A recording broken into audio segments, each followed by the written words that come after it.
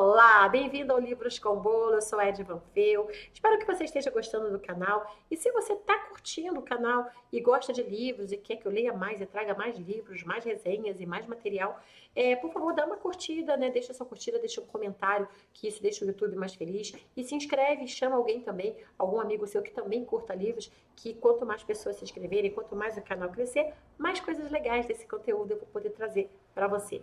Hoje é dia de leitura, estamos lendo Crônicas de Limiar, volume 2, A Espada dos Dragões. Lembrando que esses livros estão à venda na linhastortas.com e em e-book na amazon.com.br. Então, isso também me ajuda bastante como autora e me deixa feliz se você puder comprar. E se você já comprou, compra outro e dá de presente. Natal tá chegando, vamos lá? E estamos lendo aqui o capítulo 7, A Caminho de Serenidade. A ideia de ir até Serenidade atrás de um mago homicida ainda levou algum tempo para se assentar.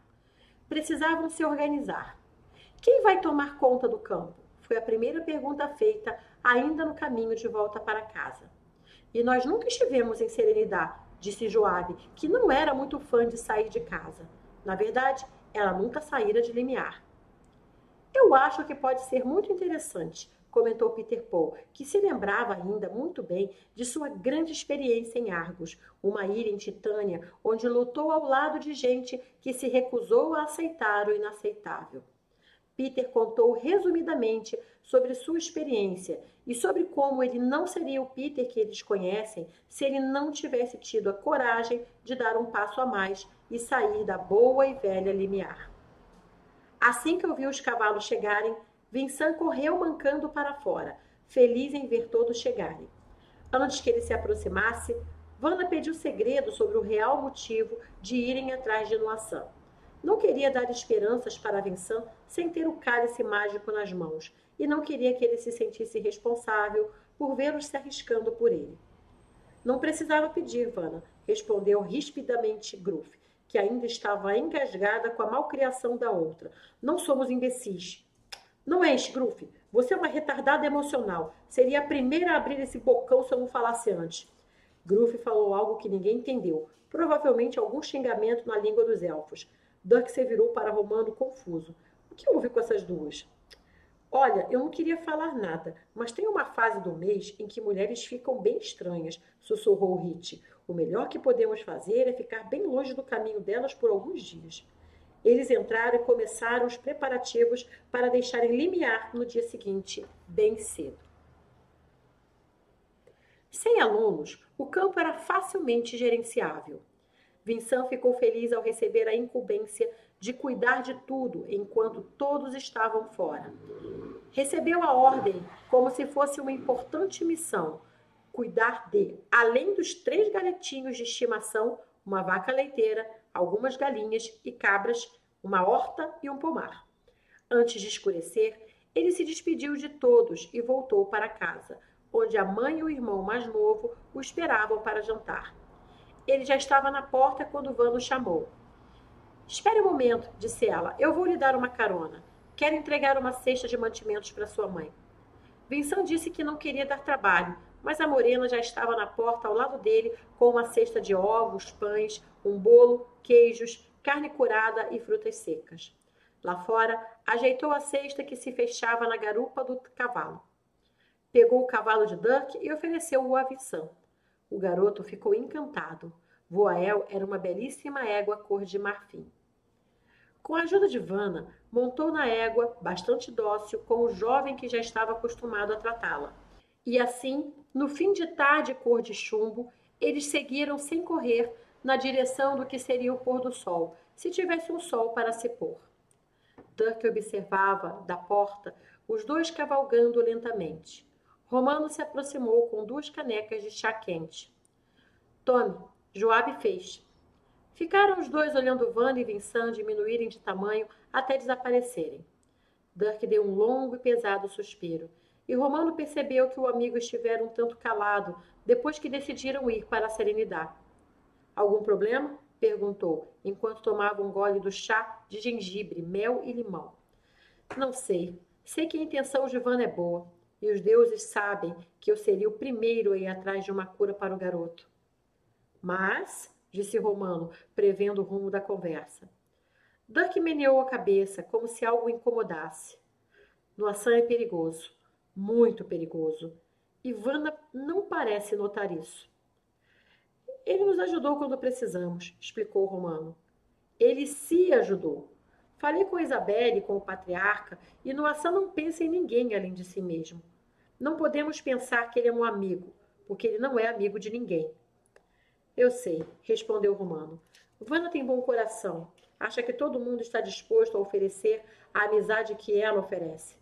Manteremos o olho aberto. Temos Gruff para contrabalancear. Dirk sorriu e, quando voltou a olhar para onde os dois amigos iam, não viu mais nada. Um vento mais frio fez com que eles entrassem. Algo ainda o incomodava. Sonhar que se está voando é sempre uma delícia. Vana voava por um céu de estrelas, sentindo o vento no rosto e a liberdade que só quem voa pode experimentar. Enquanto voava, sentia-se grande, imponente, mágica. Estava acima de todos os problemas, de todas as dores. Voava por cima da pequena limiar, onde via Dirk de mãos dadas com Isabelle. Ela sorria e apenas voava mais alto, porque naquele momento aquilo não era nada. Viu Gruff falando palavras que a feriam e voou acima disso também, sabendo que a elfa não quisera mesmo dizer aquilo. Voou por cima das palavras rudes, dos próprios medos e dos próprios erros. Deixou o limiar e alcançou o mar. O céu pontilhado de estrelas era sua companhia. Abaixo dela, apenas o mar, negro, belo e infinito. E foi então que viu uma sombra acompanhá-la no mar. Observou melhor, pensando que tipo de animal era aquele que repetia seus movimentos, mas parecia tão maior. E foi então que seu coração disparou. Não era um animal acompanhando-a abaixo das águas. Aquela era a sua sombra refletida no mar. O susto foi tão grande que se desequilibrou. Olhou para o lado e viu asas, e sem equilíbrio despencou das alturas.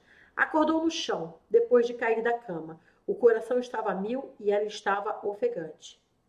Uau! Foi só o que conseguiu dizer. Um dos franguinhos que dormiam em seu quarto piou, reclamando do barulho. Ela voltou para a cama e piscou algumas vezes. Não tinha sido exatamente um pesadelo. Pelo contrário, foi um sonho legal. Pena que eu me assustei, murmurou ela. Então fechou os olhos e sorriu, mergulhando nas lembranças do sonho e tentando voltar a ele. Na manhã seguinte, todos estavam bem dispostos com suas trouxas arrumadas. Vincent estava lá e preparara o café da manhã para todos, com pães, queijo, ovos e batatas. Depois do café, se despediram.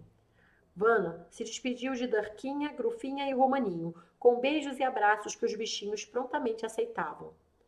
Comportem-se. Vincent vai deixar vocês dormirem no meu quarto, pois está muito frio. Peter Paul sorriu, lembrando que foi ele quem dera os 3 pintinhos para Vana em troca de uma espada, a que viria a se tornar sua primeira arma. Gruff deixou Vana se afastar e então se despediu também dos franguinhos, dando-lhes um pouco de milho, para que não ficassem tristes com a saída deles. E assim, eles acenaram para o rapaz que, sem saber, era o principal motivo para saírem de suas casas numa manhã fria. Seguiram pela estrada que levaria a Serenidade, uma cidade de Cervantia, país na divisa de Celtária, e pelo menos 10 dias de viagem. Como será Serenidade? Perguntou Peter Paul. Pelo nome, deve ser um lugar bem calmo, respondeu Joabe, tipo uma terra cheia de fazendas onde nada acontece. Parece o lugar de onde eu vim, disse Rich. Romano e Dirk se entreolharam e riram discretamente. Os outros continuaram ponderando sobre como deveria ser esse estranho lugar. Passaram algumas horas depois numa taberna de beira de estrada. Os cavalos precisavam descansar e eles também.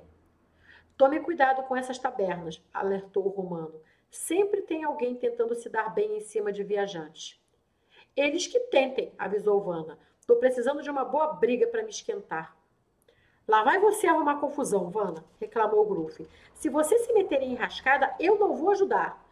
Eu lá te pedi ajuda, ô meio metro, provocou Vanna, enquanto caminhavam para a taberna. Com esse seu gênio horrível, é mais fácil você arrumar confusão. Não duvido, concordou Hit.